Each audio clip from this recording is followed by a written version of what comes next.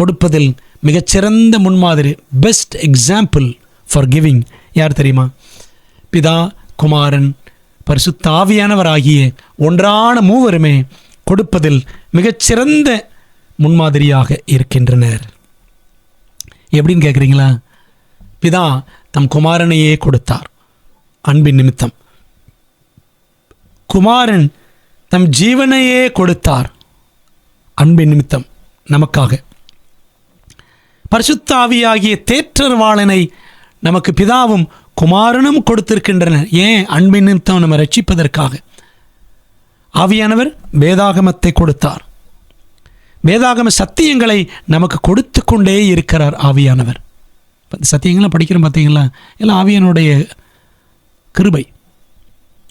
ஆவியானவரே நமக்கு ரட்சிப்பை கொடுக்கிறார், அதாவது நம்ம ரட்சிப்புக்குள்ளாகவும் வழி நடத்துகிறார். பார்த்தீங்களா? அப்போ பிதாவும் குமாரனும் ஆவியானவர் கொடுத்துக்கிட்டே தான் இருக்கிறாங்க.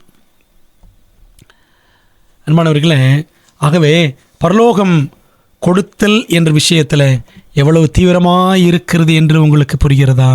ஆகவே அள்ளி அள்ளி கொடுக்கும் நம் தேவனை கொள்ளையிடாமல் தேவனுக்காக தாராளமாய் கொடுக்கிறவர்களாக விளங்கும்படி இன்றே ஜெபத்துடன் உறுதியாக தீர்மானிப்போமா?